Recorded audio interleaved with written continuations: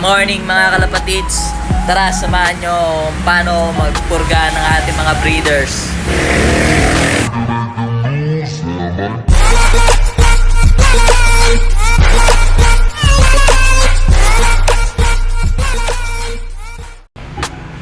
Ayan. Pansin nyo guys, tinaas ko na yung patukaan nila at hindi ko na sila pinakain kahapon. Ayan, para hindi nila isuka yung kakainin nila pag pinurga natin sila. So yun guys, ito nga pala yung pangpupurga natin sa kanila na binili ko kahapon. Crack Dab Astig. Yan. So susunod natin yan. Maganda natin yung ibon. Basahin muna natin yung gamot bago natin isubo sa kanya. Uy, gagi, nalaglag pa nga.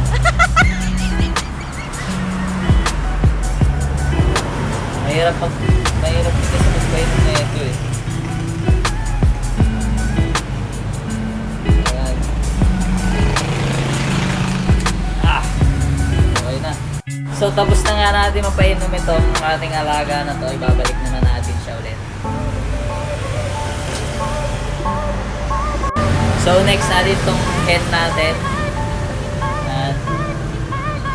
Tapos na ako sa sundalo, sa kalapati naman. Ayoko talagang isulat pag ganito ang laman. Baka isipin pa nila sa pagkila ng lahat. Humihingi ng simpatya para lang maangat. May Relax to ng kalapati Allen sa sinulat sa pool. Napakaliit ko pa nun, mas maliit pa kay Dagul. Itong kalapati na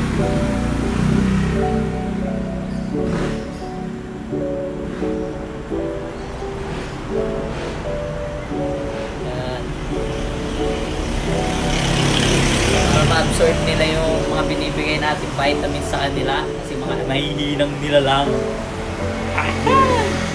Sunod natin itong yung Paris na. Ganun lang, babasahin lang natin ulit yung gamot bago natin isubo sa ating kalapati.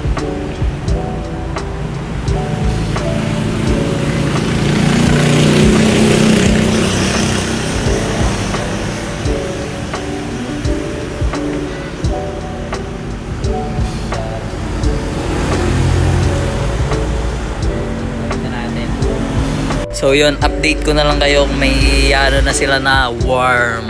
Yan. Bantayan na lang natin sila para mapakain na rin natin sila mamaya mga 12.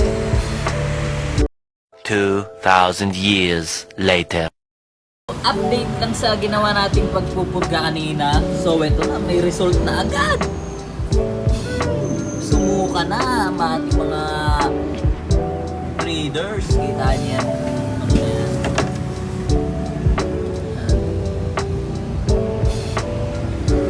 Silang burati guys. Kita nyo ba yun?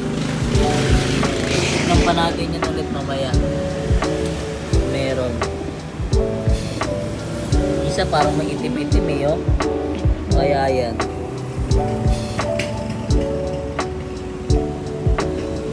Wala naman eh oh. So dito ko natatapusin ang aking video. Sana may natutunan kayo sa aking mga video. At yun, maraming salamat. Peace!